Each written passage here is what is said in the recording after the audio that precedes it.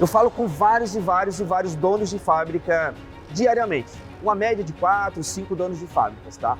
E o maior problema deles é o caos. Tem muita coisa para gerenciar dentro de uma fábrica e a gente não sabe tudo. Então tem que saber o momento de falar, não, eu preciso de uma assessoria para destravar alguns setores. Os valores, ele é a base, né? Ele é o princípio para uma empresa ter sucesso. E essa solução acaba vindo contratar uma pessoa especializada nesse assunto para estar auxiliando a empresa nesse momento. O empreendedor, ele é assim, né? Ele enxerga o que ninguém enxerga, como a águia enxerga lá de cima. Então isso tudo, a gente aprender do nada, sozinhas, foi muito desafiador.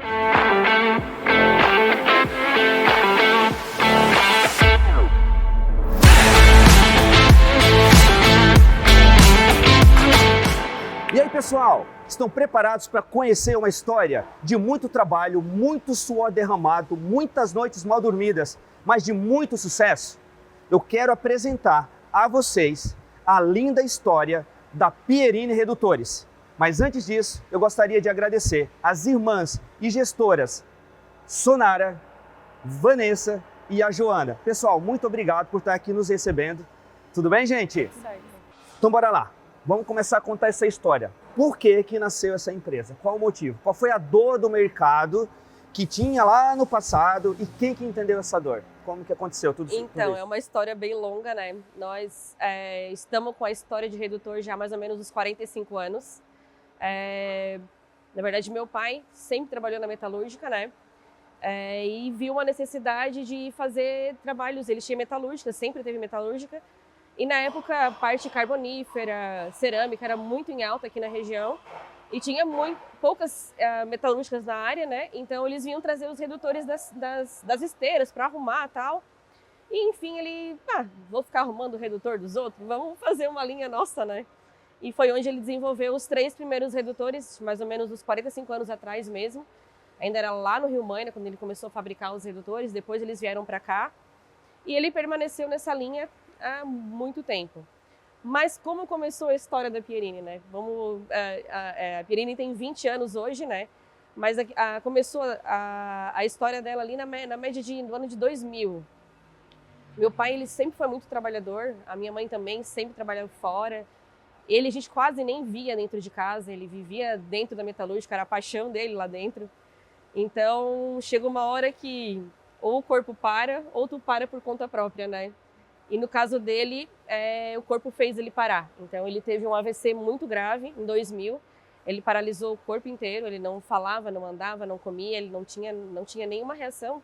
Ele vivia normal, mas ele não conseguia nem levantar, não conseguia comer, alimentar, nada. Mas até os médicos já acreditavam, né? Nossa, Renato, tu não vai conseguir voltar à tua vida. E o pai, não, eu vou conseguir. A mãe sempre do lado, a gente era bem nova na época, né? A mãe sempre do lado dele, apoiando e tal. E ele voltou, ele conseguiu voltar às atividades normais ali e resolveu voltar para a metalúrgica, mas com uma outra visão, né? Para que trabalhar tanto? Vamos diminuir o ritmo, curtir a família.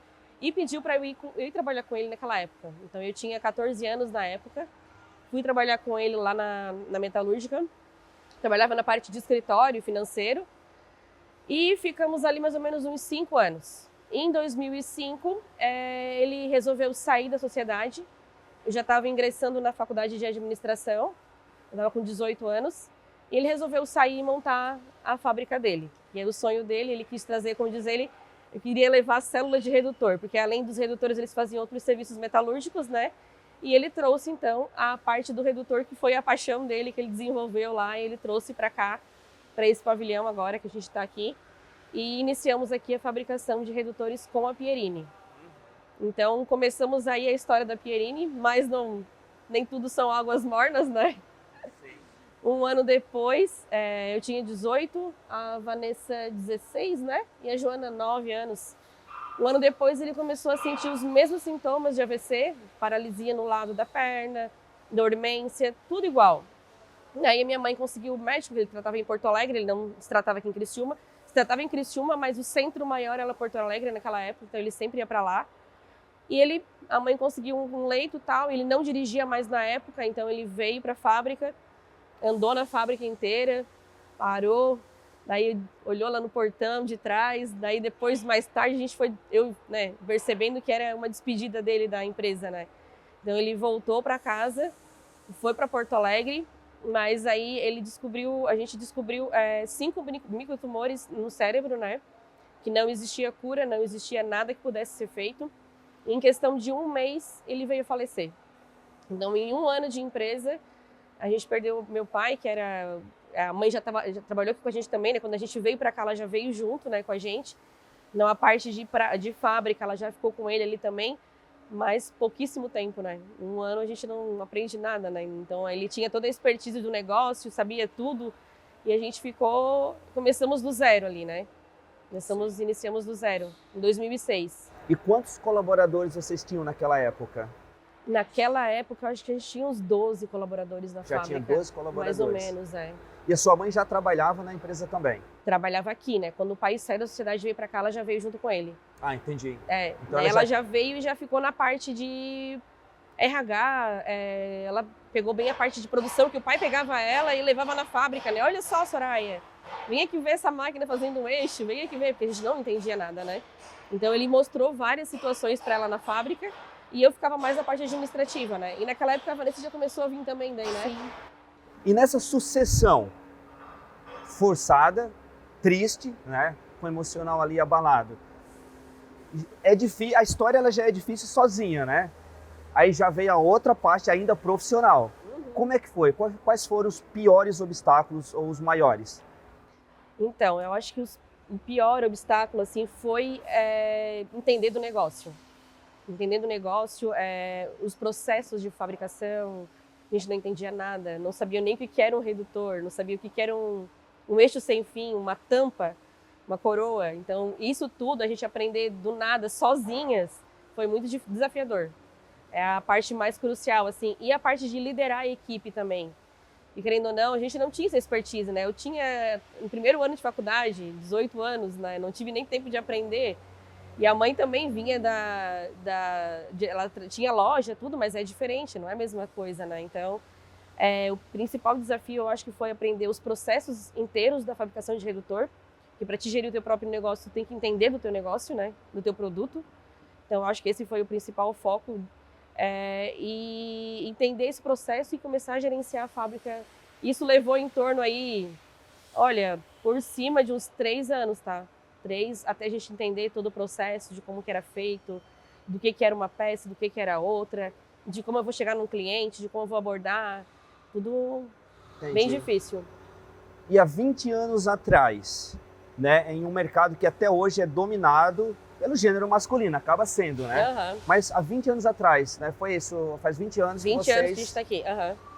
Como que foi? Há 20 anos atrás, vocês tomando as rédeas desse negócio, você assume a sua mãe. Era difícil? Sim. O que acontecia? Era difícil porque tu tinha que ter muito conhecimento técnico, né? Para conseguir conversar com o pessoal, para eles entenderem que tu também tinha o teu negócio, tu sabia o que era e tu sabia o que estava fazendo, estava gerindo aquela empresa, né? Então foi bem difícil no começo, essa parte foi bem complicada. As pessoas talvez duvidavam que vocês não conheciam o suficiente. Isso mesmo. E essa transição de um mundo de... Eu ainda estou aqui, tá, gente? Daqui a pouco eu vou para aí, tá? Que ela estava no começo, então eu estou aqui ainda com a Sonara. Como que foi liderar? Porque antes era o seu pai, né? Aquela imagem forte do fundador, estava aqui a todo momento. E aí, quando veio a sua mãe e você para o chão de fábrica realmente, para estar ali liderando os colaboradores, né? Os funcionários do setor fabril? O setor fabril teve algum pessoal que teve resistência na troca de gestão, então a gente perdeu alguns colaboradores na época. Foi feito novas seleções, né? E fomos trocando a equipe e depois a gente conseguiu estabilizar e foi tudo certo. Mas no começo foi bem difícil, assim, essa parte também. Da parte dos colaboradores entender que agora não era mais o pai, era eu e a mãe, era uma gestão diferente. Podia mudar algumas coisas, podia não mudar. Esse medo da mudança também, eu acho que gerou uma dúvida com eles também, claro, né? Mas isso aí também foi bem difícil. Perfeito. E como que foi, em que momento que foram entrando as tuas irmãs no negócio? Foi 1 a 1, vieram as duas de uma única vez? Que momento que aconteceu? Quantos anos após, né, a perda ali do seu pai que elas entraram no negócio também? Então, a Vanessa já começou em seguida, né? Isso. Quando o pai decidiu sair da sociedade, eu comecei algumas tardes lá com ele na Mepil, né? Daí ele me trouxe para a parte de PCP E depois aí eu comecei aqui na empresa junto com a Nara e a mãe, aos poucos, que eu estava ainda no ensino médio. Daí, finalizando o ensino médio, sim, eu comecei a fazer engenharia mecânica e daí comecei a me aprofundar mais, né, na parte de entender mesmo, a parte de cálculo, de funcionamento, de dimensionamento dos redutores.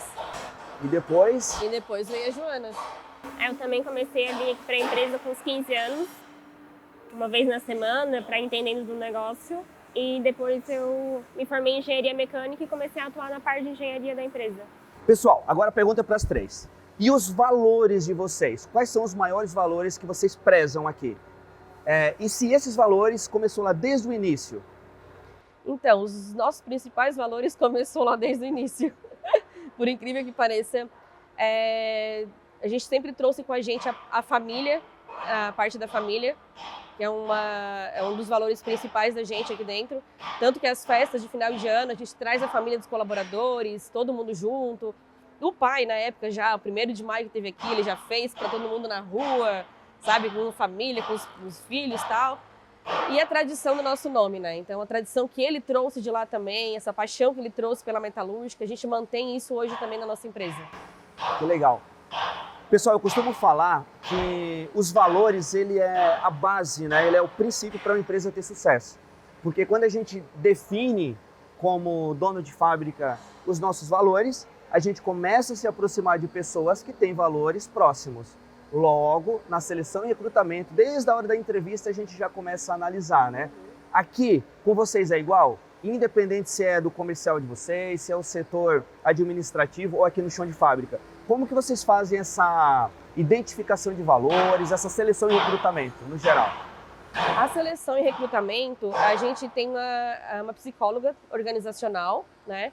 Então, a gente viu ali uma necessidade de mercado ali na época da pandemia, que até então a gente tinha uma estabilidade bem boa na equipe, mas na época da pandemia foi bem complicado, a gente teve uma variação muito grande de estabilidade, de saídas.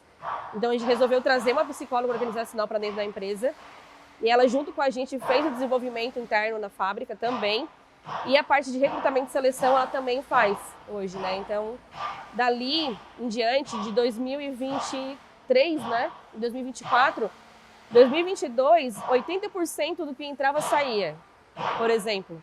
Né? Por quanto tempo de que eles 10 saíram? pessoas que entravam, 8 saíam. Tá, na pandemia. Na pandemia. E agora, com a psicóloga, isso já diminuiu para 20%. Então, de 10 pessoas, 2 saem, né? De recrutamento que sai na experiência. O resto já fica dentro da empresa. Então, 80% de conversão de recrutamento e de seleção. Tá, e essas entrevistas, elas são feitas com vocês três? Aí depende do setor. Vamos ser no setor comercial, vai ser comigo. Se for no setor de produção, vai ser com o nosso supervisor.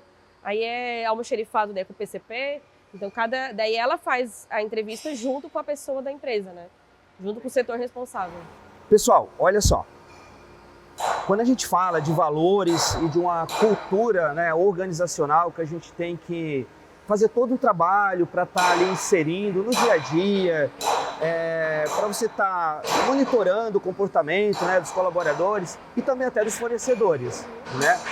Hoje, vocês acreditam que os valores de vocês, tá, e essa cultura, ela está 100% implantada aqui dentro, no dia a dia? Por que eu faço essa pergunta? Se vocês saírem durante 30 dias, as três aqui de dentro, a empresa ela continua funcionando? Já até fez isso esse ano. Esse ano a gente fez isso. Saímos as 3 e tudo fluiu. Funcionando Saímos perfeitamente. 20 dias, né? 20 dias. 20 dias, nós três. Primeira viagem em família que a gente conseguiu sair Saí as as 3. três. Com Quantos a mãe dias? junto. 23 20 dias. Que legal. 20 e poucos dias, né? Que legal, gente. Muito bom mesmo. E como que vocês, empresa familiar, né, as pessoas dizem assim que é um caos, é uma bagunça, geralmente é isso que todo mundo fala, né? E aqui também é uma empresa familiar. Como que vocês organizam cada uma de vocês? Acredito muito que exista um organograma e cada uma de vocês tem uma posição, né? Como que vocês construíram isso e como que vocês fizeram para que os colaboradores procurem, né, uma determinada pessoa quando aconteça um determinado problema? Sei lá, o financeiro, por exemplo. Né, eu preciso de dinheiro, um vale, um adiantamento, enfim, vou procurar tal pessoa. Como que vocês organizaram tudo isso? Essa parte eu acho que começou melhor assim, a organização de uns 3, 4 anos para cá. que a gente também começou, né, com a psicóloga, a gente fez toda a parte, ela faz toda a parte de RH, treinamento também, e ela também identificou muito os nossos perfis, né? A gente já sabia mais ou menos que cada uma estava direcionada, mas a Sonara ficou com comercial e RH, a Joana ficou com a parte de inovação e engenharia, e eu fiquei com a parte de custo financeiro. Então hoje todo mundo na empresa sabe, né? Se precisar de alguma coisa financeira, eles vão vir para mim. Ah, se é uma dúvida técnica, algum desenho, algum projeto, eles vão falar com a Joana. E se for qualquer colaborador vai falar direto com a Sonara, se for alguma dúvida relacionada, qualquer dúvida, né? Eles falam direto com ela. Foi algo que foi se construindo, né? No começo não era assim, era mais tudo misturado mesmo. Mas depois foi se construindo e tá legal agora. Muito bom, gente. Porque essa não é uma realidade que a gente vê nas empresas, principalmente nas fábricas. É bem o oposto. Pessoal, agora eu quero conversar e eu tenho certeza que quem está em casa também fica muito curioso. Eu falo com vários donos de fábrica diariamente. Uma média de 4, 5 donos de fábricas, tá? E o maior problema deles é o caos. Principalmente problemas que acontecem aqui, no chão de fábrica. Eu queria saber de vocês quais foram os maiores problemas que vocês já enfrentaram aqui dentro. Aquele ali de realmente não dormir, de ficar mal. Vou dar aqui um exemplo, porque acontece com todo mundo, eu acredito, né, que nesses 20 anos aí aconteceram vários. No meu caso, teve uma situação que nós vendemos uma carreta de vasos lá para Manaus. Então a gente vendeu uma carreta fechada. Aí vendemos, o vaso foi fabricado, né, foram pintados, a gente fretou uma carreta, foi lá. 15 dias depois, porque é muito longe, que na época a 101 aqui ainda não estava pronta, né? Enfim, o produto chegou, aí o cliente me ligou. Ele disse assim, Erivelto, eu estou devolvendo todo o teu material. Aí eu disse assim, por quê? Porque as medidas vieram erradas e a cor também veio errada. Então assim, naquele momento, gente, eu tive um prejuízo enorme, porque só de frete foi um valor exorbitante. Tive que trazer todas as peças, repintar tudo, enfim. Problemas acontecem, mas a partir dali eu comecei muito a fundo para que esses problemas não se repetissem, né? E realmente eu corrigi. Hoje o nosso índice de retrabalho ele é 0,2%. Desde a ponta ali, do momento que a gente começa o produto, desenvolve tudo, até chegar no cliente. É um índice, sabe, muito pequeno. E esse índice ele só acontece porque na maioria das vezes são as transportadoras que acabam danificando. Cada uma de vocês conseguiria trazer algum problema que já aconteceu lá no passado, que realmente tirou o sono de vocês, incomodou um pouco e fez vocês virarem uma chave, para que vocês em casa tirem insights, né? Problema todo mundo tem, mas o que elas fizeram para corrigir isso? Tá bom? E depois eu explico o que é que eu fiz para corrigir o meu problema, tá bom? E agora? Então, às vezes acontecem problemas em campo, que algumas vezes não é nem a questão do redutor, é a questão de própria instalação, e acontece em lotes de grandes quantidades. Daí fica uma fábrica parada e isso realmente gera um estresse tanto para o nosso fornecedor quanto para a gente. Mas a gente nunca deixa o caos assumir, assim. A gente sempre se mantém bem firme no propósito de ter uma solução. Então, a gente sabe que a gente vai resolver o problema, a gente tem tudo para resolver. Então, normalmente a gente vai a campo, independente de onde o redutor está, a gente vê o que está acontecendo, se é problema de instalação, se é um problema nosso e resolve. A gente trabalha com esse pensamento. E o problema, ele acontece geralmente lá na pessoa que monta ou não? É, onde o redutor está instalado. Onde o motor está instalado. É. E você, lembra de algum problema? Eu lembro de algumas situações assim também, às vezes, ou alguma medida também que às vezes pediu, mas não foi, chegou lá no momento da instalação, não era correta, alguma peça que era diferente. São mais situações assim em campo mesmo que eu recordo. Mas também a gente sempre solucionou, né? Porque nós temos todas as máquinas aqui, né? Então volta, soluciona, ou se desloca alguém daqui, algum técnico que vai lá, resolve lá, mas é sempre resolver. E já aconteceu, porque na minha empresa acontece, às vezes, o consumidor final, ou até mesmo o arquiteto, entregar medidas erradas, né? Se errou ali, acontece, é normal do ser humano. Já aconteceu de um grande lote de vocês ter existido um erro, talvez, de um terceiro, e chegou lá, poxa, mas tem uma falha aqui? Não, já aconteceu, mas como a Vanessa comentou, a gente retorna para a fábrica e resolve. Traz tudo para cá. Traz tudo para cá e a gente resolve. E como que faz? Pega aquela peça, é uma medida única, Vai depender do que foi o problema. Vai ter umas que a gente vai conseguir fazer retrabalho, vai ter música que tem que ser trocada, né? Tudo depende da onde foi, o que houve. Quando esses problemas acontecem, principalmente na fábrica, né, envolve nota de devolução, chamar a transportadora, o próprio frete, né, todo o retrabalho aqui. Como que vocês organizam isso? Vocês se responsabilizam por todas as despesas ou meio que distribuem entre as partes? A gente trabalha com o princípio de que a gente tem uma garantia de 1 ano. Se o redutor está instalado dentro desse período de 1 ano, a gente avalia o problema com o cliente primeiro, né? Não, o redutor está instalado corretamente, ele está na posição que ele foi para ser instalado, está com a potência correta, ele não está trabalhando, a empresa arca. Mas se não, a gente vê lá, esse redutor só trabalha nessa posição e o cliente instalou errado, daí infelizmente a garantia não vai cobrir. Entendi. A gente trabalha dessa forma. E vocês são irredutíveis. Se o problema realmente foi de lá, mas é um grande cliente que compra com frequência, eles falam assim, nossa, Sonária, eu errei, né? E aí, por favor, me ajuda, vamos rachar isso aqui. Acontece isso? Acontece. Existe a parceria, né? Por isso existem os clientes parceiros, né? A gente tem aí por estar essa história já de 20 anos, a gente tem clientes realmente fidelizados, que esse é o nosso ponto principal mesmo, né? Então, a gente não entrega só o produto, a gente entrega a solução. Então, o pessoal que consome o redutor da Pierini, ele sabe que se daqui 5 anos der problema, ele tiver que ligar para cá, ele vai saber que a gente vai conseguir ajudar ele ainda. Então, é a solução completa, né? Uhum.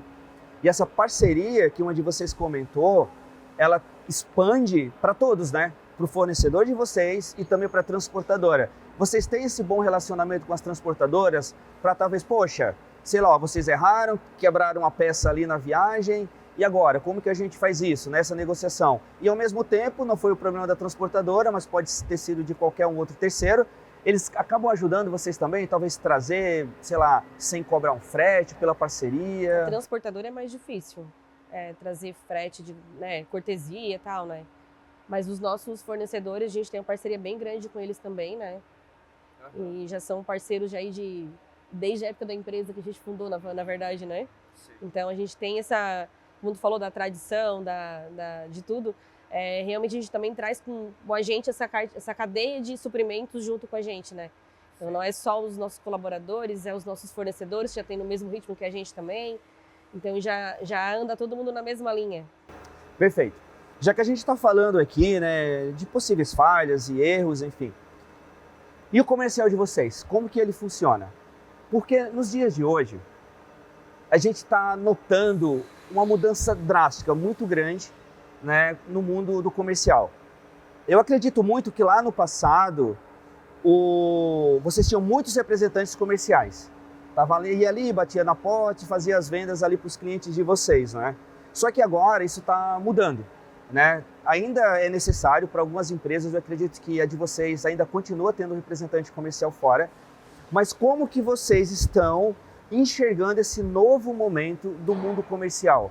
Sabe, ligar à distância, atender à distância, o marketing digital. Então, gente, eu queria que vocês falassem lá do passado, como que era o comercial de vocês e venham construindo até aqui, porque tem muita gente que ainda não estão entendendo esse jogo, principalmente do chão de fábrica, e ainda estão lá, refém de um representante, não sabe que existem outros caminhos, né, outras formas de estar vendendo.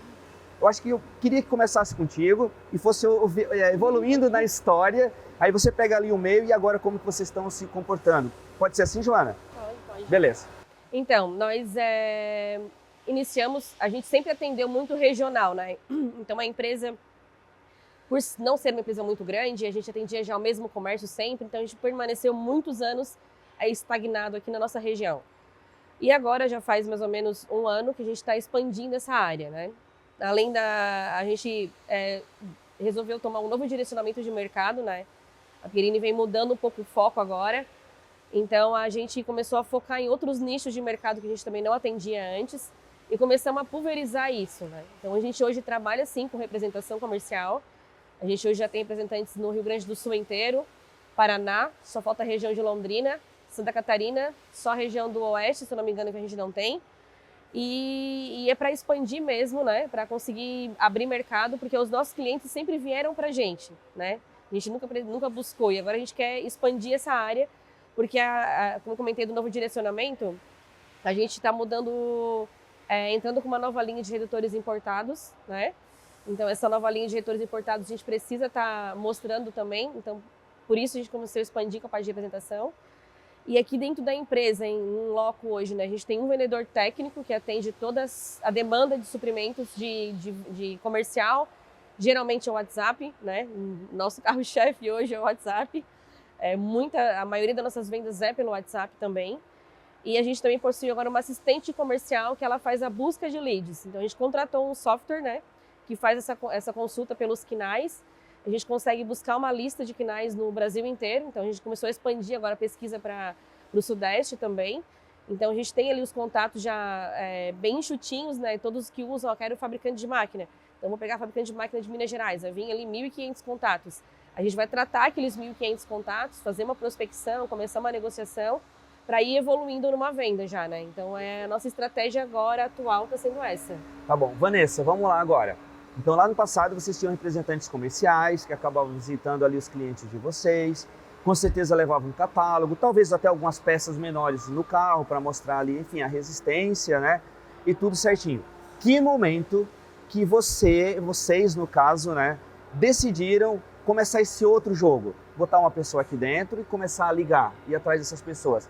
Qual foi a chave que virou assim? Eu acho que o mercado está numa constante evolução, né? Então houve a necessidade de estar em busca de novos concorrentes, principalmente porque começaram a chegar no mercado os redutores importados com preço muito competitivo. Então essa foi uma virada de chave também para a gente, tá buscando também esses redutores para estar entrando no mercado, né? Então a gente começou a fazer essa pesquisa para estar entrando no mercado, que são redutores de catálogo, né? São redutores padronizados. Então essa foi uma virada de chave para a gente estar entrando novamente e concorrendo com os produtos padrões. E eu acho que a outra nossa parte comercial muito forte é a parte do atendimento técnico. Que hoje a nossa empresa ela é focada em personalizar o redutor, né?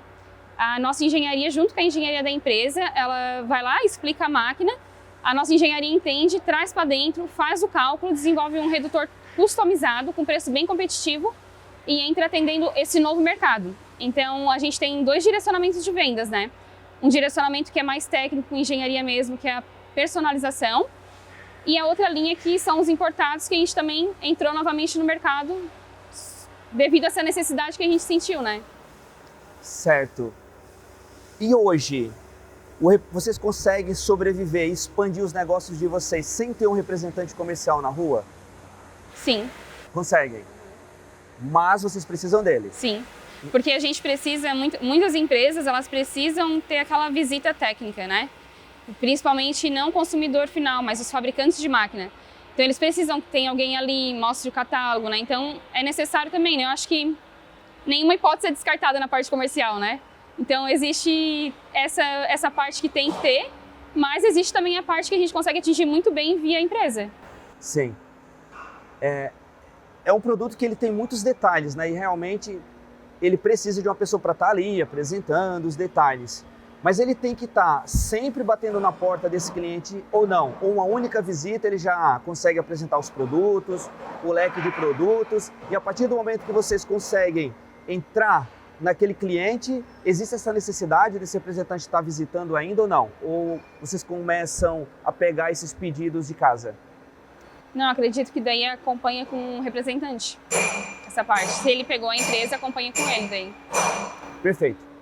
E agora, o mais recente, aí eu quero estar aqui contigo, até porque o último vídeo que eu vi aqui da empresa de vocês foi você ali apresentando na internet. O que é que fez vocês começar a colocar o rosto na internet? Então, a venda do redutor ela é uma venda muito técnica.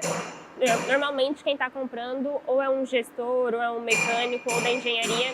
Então, eles precisam entender e ter garantia de que o produto vai funcionar. E para quem melhor explicar sobre redutor do que nós três, que crescemos com os redutores. Então agora a gente está ali no Instagram tirando dúvidas, mostrando como se aplica, mostrando algumas questões de lubrificação, de capacidade de carga, que o pessoal tem dúvidas e às vezes não chega até a gente. E assim também abre o leque dos nossos produtos para os nossos clientes. E quem é o principal cliente de vocês? Não é o consumidor final, né? O cara que está ali em casa, né? Fabricante de máquina. Fabricante de máquinas. Eles fabricam geralmente quais máquinas? Quais são os setores que vocês mais vendem ou que eles mais acabam vendendo as máquinas prontas depois? Então, a gente tem alguns setores nichados, que é para a parte do agro, e tem a parte também de construção civil. E tem os fabricantes de esteiras, elevadores, correias, roscas transportadoras, pontes rolantes, todos utilizam redutores. E a gente também consegue fazer o dimensionamento da capacidade de carga dentro da empresa. Então, o cliente é um fabricante, às vezes ele não tem o conhecimento de determinar o redutor ideal, a gente pode ir na empresa, coletar os dados, ou o nosso vendedor coleta essas informações, a gente calcula dentro da empresa, aqui dentro, e envia para ele o redutor ideal. Certo. Vocês recomendariam os donos de fábrica que estão nos assistindo a botar a cara na internet, a começar a apresentar os produtos ali? E por quê? E eu quero essa pergunta das três, tá? Porque eu vi que vocês estão fortes na internet agora. Não, com certeza. Temos até aqui, talvez, a responsável ali, ó. Tá ali de olho em vocês. Ela Então, poderia aqui também dar um depoimento, depois né? ela vem. Então, a nossa grande virada de chave foi estar aparecendo nas redes sociais e foi com esse novo escritório de marketing que a gente está hoje, né? Então, ela que deu essa virada de chave de mostrar a fábrica mesmo, de vir no chão de fábrica, de andar ali no meio, de estar apresentando os produtos, falando essa parte técnica. E tá tendo uma repercussão gigante, assim, a gente não imaginava. Sério? Tem gente que a gente nem conversa, assim, comenta, nossa, já vi um videozinho no Instagram, já comecei a curtir, já sei como é que faz um redutor, onde é que vai. Que realmente é uma dúvida, né? O pessoal pergunta, o que é um redutor? E não, a maioria não sabe o que é, só quem lida com isso diariamente, né? Então, é um conselho bem interessante de se dar, assim, para estar aparecendo mesmo nas redes sociais e aparecer e mostrar mesmo. Você recomenda, então, né? Porque a indústria, geralmente as pessoas só conhecem ali o produto, né? E eles querem saber quem está por trás. Né? Então a gente tem que botar o rosto ali para saber que tem uma pessoa realmente. E vocês, recomendam? Tá sendo legal? Eu acho que no começo a gente acaba tendo mais receio de gravar um vídeo, mas aos poucos vai fluindo, né? Vai sendo mais natural. Mas eu acho importante, sim. O pessoal também tem elogiado bastante. Ah, que legal. Eu agora quero a tua opinião também, Joana. Tu recomenda? Tá legal? Não, Tá eu dando recomendo. resultado? No começo é mais difícil, né? Dar uma travada, mas agora já tá fluindo de forma mais natural. E a gente vai tirando dúvidas mesmo que as pessoas possuem, né? Certo. E pessoal, vocês, né, por toda a história, pelo meio, né, do negócio de vocês também, vocês representam aí uma mulherada, né? Esse empoderamento feminino. Vocês se enxergam dessa forma? Alguém já convidou vocês, além da gente, para, sei lá, podcasts, para reuniões? Mulheres já procuraram vocês? Tipo assim, olha, eu também gostaria de montar o meu negócio. Me conta um pouco sobre isso. Então, na verdade, a gente começou essa nova fase agora, né? Então, a gente está aí há 2, 3 anos na frente da empresa, né? Então, agora, esses últimos anos, a gente começou a vir mais dessas redes sociais e começou a abranger mais essa parte de estar contando mesmo a nossa história, do começo ao fim, de como é que foi. Ao fim não, né? Do começo de como é que foi, né? De como que está hoje, né? Mas realmente é uma história de inspirar e com certeza vão vir mais frutos disso também, né? Sim. E vocês se enxergam assim também? Não, acho que como a Sonara falou, agora sim que às vezes algumas amigas comentam, eu vi o teu vídeo lá, eu nem entendo, mas comecei a entender. Vem alguns feedbacks assim que a gente começa a entender que vai chegando nas pessoas e sempre toca em algum momento, né? Mas agora que a gente está percebendo isso. Que legal, gente. Olha só. Agora é uma pergunta bem séria que eu vou fazer para elas. Eu quero a opinião das três mesmo. Eu quero que vocês pensem de uma forma bem profunda, tá? Mas ao mesmo tempo respondam rápido, tá? Pensem, analisem e tem que soltar. É isso mesmo que eu quero de vocês. Gente, se a Pierini Redutores fosse um animal, que animal vocês iriam classificá-la? Eu acho que um tigre. É um leão. Um tigre? Calma, tigre, é uma por uma. Um tigre. Por que um tigre, gente? Porque a gente tem esse instinto de proteção bem grande, de nos proteger e o instinto de querer levar a empresa para frente, um animal mais dominador, assim. Não dominador, né? Não é a palavra certa. Mas Mas com mais Cuidar. presença. Forte, E forte. mas não vale tigre, tá, gente? Nem leão. Vocês Eu vão ter que acho um procurar. leão. A questão da garra, eu pensei. A garra, sim. Porque eu acho que os nossos pais foram muito, eles trabalharam muito a vida toda. E eu acho que um dos princípios que eles passaram muito pra gente foi isso e a questão de não desistir. Então eu acho que a gente tem essa garra deles. E me veio na cabeça o leão. Um pouco remetendo a isso, a questão de garra. O tigre e o leão são parecidos. Olha só, gente. Nós temos o oceano, nós temos a terra e nós temos o ar. Vamos lá. Eu quero 3 animais, então, talvez até diferentes. Águia. Também, mesmo estilo. Por que águia? Por a mesma coisa? A mesma coisa. Qual é o instinto da águia? Proteção. Proteção. Proteção. Águia é um caça. animal que eu adoro também. Uhum. Tá, pessoal, e do mar? Ali, o que vocês colocariam? Uma sardinha? Não, tubarão. Um tubarão? Tubarão não, né? Também. Ixi, a Joana tá pensando ali. Não, começou só a aparecer animal engraçado na minha cabeça. Predadores? Não. Gente, mas essa é a pergunta e ela faz total sentido. Realmente, o tubarão, a águia, tá aí o leão, enfim, né? O tigre, vocês falaram, né? Eles são caçadores, eles têm esse instinto. O empreendedor, ele é assim, né? Ele enxerga o que ninguém enxerga, como a águia, enxerga lá de cima.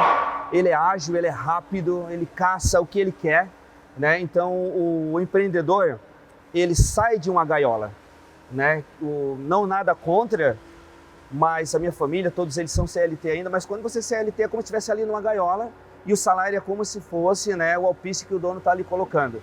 E a gente decide sair dali. Só que tem 2 pontos, né? Quando você está na gaiola, você está protegido. O gato não te come, né? Só que quando você decide sair dali, você pode sim beber água em vários lugares, você pode sim se alimentar onde você deseja, voar ou correr no momento que você quiser, mas ali você está solto. E existem outros predadores, né? E é por isso que a gente quer estar livre, a gente quer ter essa liberdade, mas a gente sabe dos perigos, né? A gente investe sem ter segurança nenhuma que vai ter retorno, né? É um desafio diário.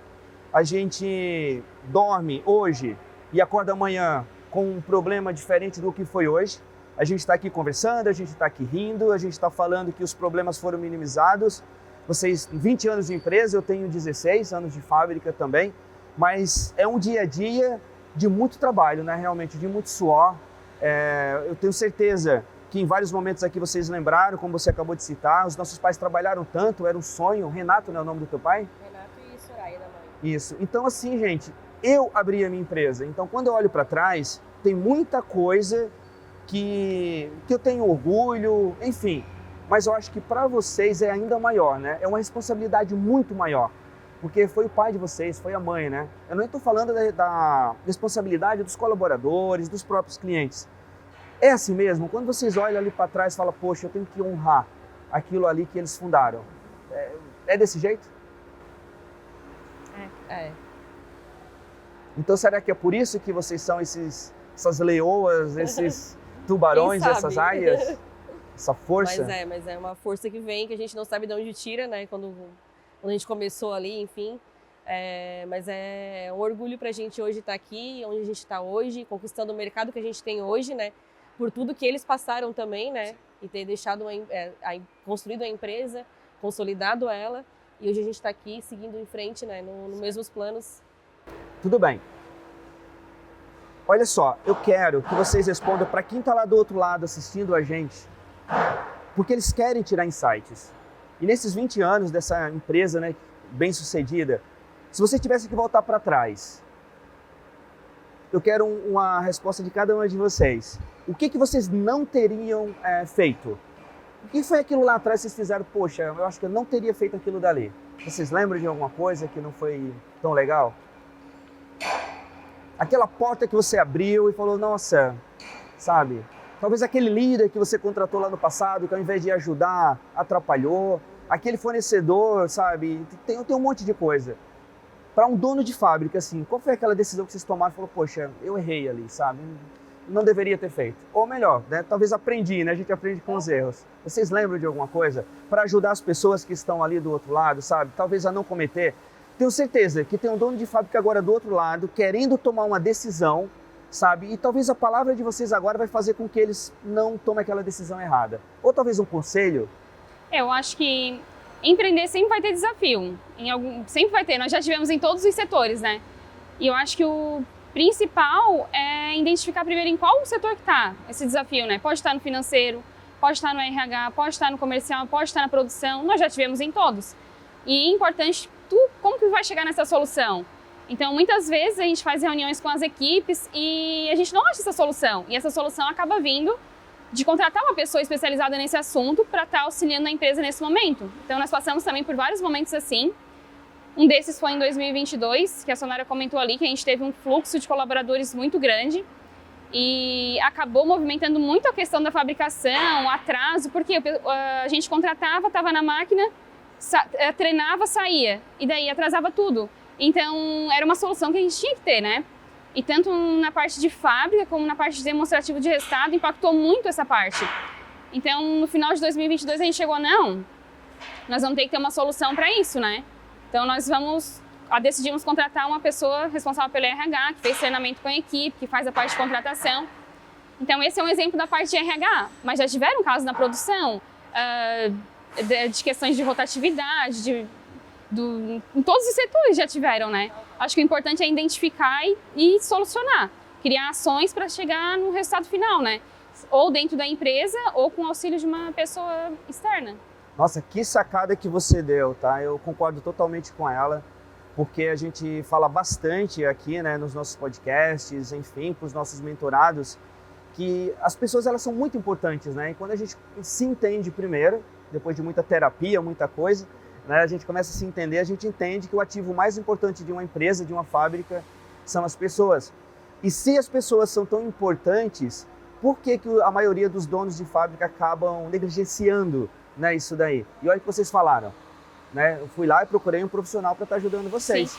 E eu acho que entre tu descobrir ali o que tem de desafio e achar a solução é um caminho longo. E às vezes o pessoal tem muita pressa em achar e às vezes acaba passando por cima do principal, vai para o outro e não resolve, né? Então às vezes demora, é um processo que demora e tu tem que ter às vezes o auxílio de alguém de fora também para acabar auxiliando, né? Perfeito. Olha o que você falou. Financeiro, contábil, comercial, marketing, RH e por aí vai. A indústria ela é muito completa e muito complexa, né? E você disse assim, tem que ir mapeando para tentar descobrir aonde está o maior dos problemas, porque o problema tem em todos os setores, né? Não é assim? Como que vocês costumam? Eu sei que vocês estão aí morrendo de... Vocês falaram no começo, gente, cuidado com as perguntas, né? Mas como que vocês fazem no dia a dia para identificar esses problemas? Ou vocês olham para frente e antes de dar um movimento, né, um passo, vocês já avaliam tudo para ver se... pode dar algum problema lá na frente e já tentam resolver aqui atrás. Como é que é feito? Teve outra situação também que aconteceu que daí entrou para a questão mesmo de competitividade de mercado, né? Então hoje eu acho que o nosso mercado, assim como todos, ele é muito competitivo. Então nós entramos com a linha de importado, mas a gente também sentiu a necessidade de estar com um preço melhor nos nossos redutores, né? Uma competitividade maior. Então, entre vários ensaios de produção e tudo mais, o ano passado a gente decidiu trazer para a fábrica um software só para produção, que é para auxiliar mesmo a parte de planejamento de produção, a parte de coleta de dados para formação de custo, para distribuição nas máquinas. Então, foi outra necessidade que a gente viu diante do mercado mesmo, de competitividade. E daí a gente enxergou essa necessidade na parte de produção, para a gente conseguir formar um custo melhor, otimizar melhor a nossa fabricação, os nossos lotes, né, distribuição de máquina. Então, isso foi uma necessidade que a gente também sentiu. Tudo bem. Pessoal, há 2 semanas atrás eu visitei aqui a fábrica delas e conversei bastante, né? Ela falou sobre os produtos e elas comentaram que estão começando a trazer alguns produtos de fora do país, né? E foi nesse network, conversando com elas, eu nem sei se eu deveria abrir, por isso que eu não estou falando do país, enfim, né? Se vocês quiserem daqui a pouco abrir, né, por favor. Mas a partir dali ela me passou um contato e eu agora estou em contato, né, com essa pessoa para também trazer outros produtos para o meu canal de vendas. Esse podcast, ele foi criado justamente para isso, para a gente criar uma comunidade de donos de fábrica, para a gente trocar ideias e estar se fortalecendo. Então eu espero trazer produtos de fora, né, para estar deixando a minha empresa muito mais saudável e também lucrativa e fazer com que eu consiga entregar a maior quantidade de produtos possível para estar satisfazendo o meu mercado. Vocês poderiam, né, se vocês acham que deve, que país que vocês estão procurando esses produtos e por que vocês estão? Porque assim como eu tive esse insight, que vai, né, ajudar a minha empresa, outros ali também podem ouvir vocês falando, nossa, por que eu nunca pensei nisso? Nossa, sabe, será que isso realmente vai me ajudar? Está ajudando vocês? Foi difícil? Por que vocês pensaram em buscar esses produtos fora? Então, a necessidade foi a competitividade de mercado.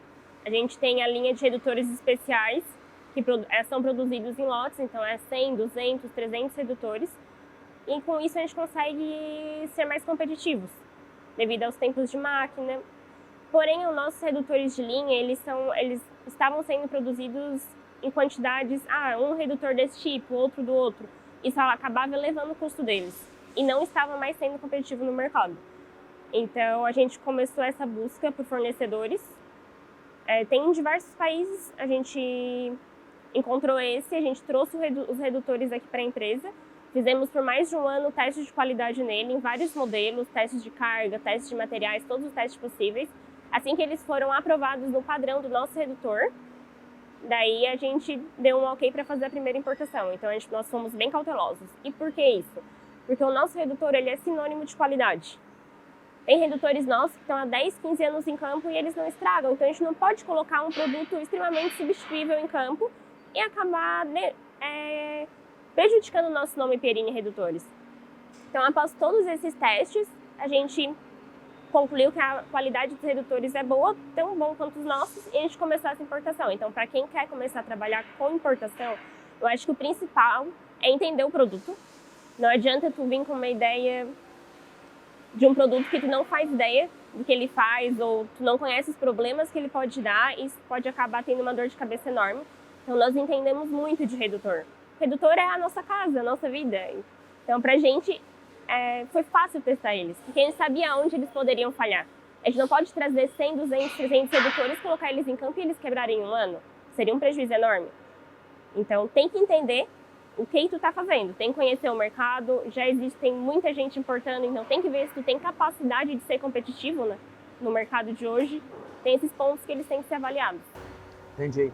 Então a recomendação que você dá é que sim, é possível, né? Tem bons fornecedores fora, só que tem que avaliar muito bem quem são esses fornecedores e testar antes, trazer o produto. Mas me conta, quem que avalia esses produtos? Então, quem faz toda a parte de teste sou eu. Eu faço parte de teste de carga, com o auxílio ali do Eduardo na fábrica do Samarone. Eles me auxiliam na parte de montagem de equipamentos e a gente vai testando. Mas eles são minha responsabilidade, esses testes. Tudo bem, pessoal? Gente, nós estamos chegando aqui ao fim, tá, desse podcast maravilhoso, com tantas sacadas e tantos insights. Mas eu gostaria que vocês deixassem uma mensagem para os donos de fábrica, sabe? O que vocês iriam falar para eles? Enfim, cada um de vocês, é o que vem do coração. Se for assim, gente, sei lá, acreditem na empresa de vocês, não desistam, pode ser isso, tá? Mas cada um, gente, está passando por um momento, né? Por mais que vocês estão aqui dentro da empresa, vocês têm idades diferentes, né? Estão passando por momentos diferentes, distintos. E nesses 20 anos de empresa, muitos momentos vocês precisaram de uma fala, de uma palavra, de um apoio, né? De, enfim, talvez um mentor, né, do lado. O que vocês falariam para aquele dono de fábrica que está lá agora, ouvindo a nossa história, que às vezes está pensando em desistir, às vezes está pensando em fechar a empresa, às vezes, sei lá, perdeu um ente querido da família, sabe? Enfim, porque eu escuto isso todo dia, tá, gente? Não é brincadeira. Um podcast meu já fez, no mínimo, umas 3 fábricas não fechar. Eles assistem o podcast. A semana passada eu ouvi o terceiro, que ela ligou para mim e disse: eu não vou deixar o meu marido fechar a empresa. Tu tem uma história de superação, a tua história é muito linda, eu vou lá mergulhar junto com ele e eu não vou deixar essa empresa fechar. Então, gente, por favor, não perca essa oportunidade. Vocês talvez estão salvando, né, uma fábrica, um irmão nosso que está fechando, às vezes está passando por um momento difícil. Quem nunca, né? Nesses 20 anos, vocês já passaram por alguns, né? Seja ele da política, da economia nacional ou mundial, né? Todo mundo passa. Para aqueles que estão agora lá em casa, lá na casa deles, o que é que vocês deixariam de mensagem? Eu acho que sempre vão ter momentos difíceis e às vezes eles são um pouco longos, né? Nós já passamos por vários, né? Desde a perda do nosso pai, acho que foi muito difícil ali, principalmente para minha mãe e para a Nara, que estavam à frente da empresa, mas elas não desistiram, né? Elas ergueram a cabeça e tocaram a empresa, mesmo sem conhecimento técnico, mesmo sem conhecer a parte de fabricação, sem a parte de venda, sem nada. Elas ergueram e foram. E existem esses momentos difíceis, mas os momentos gratificantes são muito melhores, né? A gente tem muito orgulho da nossa história. Então eu acho que existem, né, esses momentos, mas passa. Uma hora passa e a gente acaba tendo a recompensa, né, de todo o trabalho. Ah, que legal, adorei, gente. Gente, agora eu quero das duas, não pode ser a mesma coisa, tá?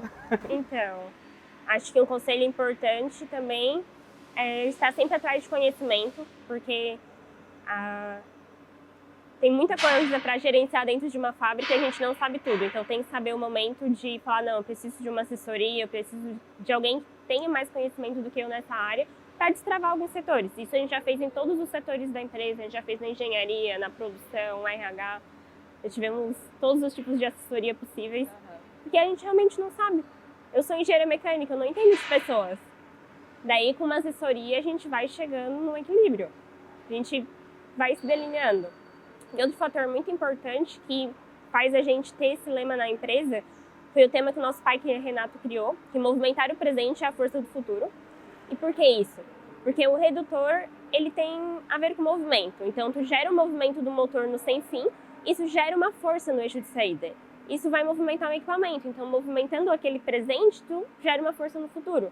Isso também se aplica à vida da gente. Porque se a mãe lá atrás e a Sonara, elas tivessem parado, elas não tivessem se movimentado, a gente não teria a força que a gente tem hoje.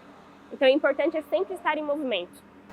Que legal. Então, gente, ó, uma dica valiosa aqui, tá saindo coisa legal, viu? Tá saindo, viu? É só saber perguntar direitinho, gente. Buscar conhecimento, não é isso, Joana? E se movimentar, não parar, né? Eu vejo que vocês estão sempre buscando conhecimento. Agora é contigo. Então, para fechar. Olha para aquela câmera ali, no olho da pessoa. É só você lembrar tudo que você passou, a tua história linda com a tua mãe, sabe, o teu pai, o acompanhamento, enfim, tá? Sim. Mas é um resumo do que as meninas falaram, né? Então, realmente empreender não é fácil. Existem muitos obstáculos, mais do que a gente imagina, né? E essa parte de estar buscando conhecimento, de estar sempre à frente, de estar ali, né? Com um consultor, não entendo de representante, vou puxar alguém para me auxiliar com representação, que eu não tenho esse conhecimento. E assim a gente vai unindo forças, né? E seguindo em frente. Eu acho que esse é um conselho que a gente tem que manter, porque empreender não é fácil, nunca vai ser. Pode estar aqui hoje, daqui 5 anos, passar por outra dificuldade que a gente também não vai saber qual é, mas a gente vai estar caminhando para entender como é que vai chegar lá. Então eu acho que esse é o resumo que elas passaram, realmente isso, não tem, estar sempre se desafiando, sempre inovando também, sempre estando à frente. E não desistir, né? Não desistir, porque o desistir não estava no nosso vocabulário. Então, a gente realmente não desistiu e vai continuar aí com muitos anos com essa parte de redutor, com esse novo direcionamento nosso, que é focar bem na parte de projetos especiais, né? Então, a gente está realmente mudando a cara agora. Que legal, gente. Pessoal, muito obrigado. Foi um bate-papo muito bom. Eu sempre acabo tirando muitos insights dessas conversas e eu tenho certeza que quem está lá também está tirando várias sacadas, já vai começar a aplicar amanhã mesmo, tá? Muito obrigado mesmo, tá, gente? Obrigada. E pessoal, estamos acabando aqui esse primeiro episódio da 3ª temporada, tá? Do Fabricast. Se vocês conhecem algum dono de fábrica que está passando por dificuldade e precisa ouvir isso que você acabou de assistir, manda esse link para ele. Fiquem todos com Deus e até a próxima.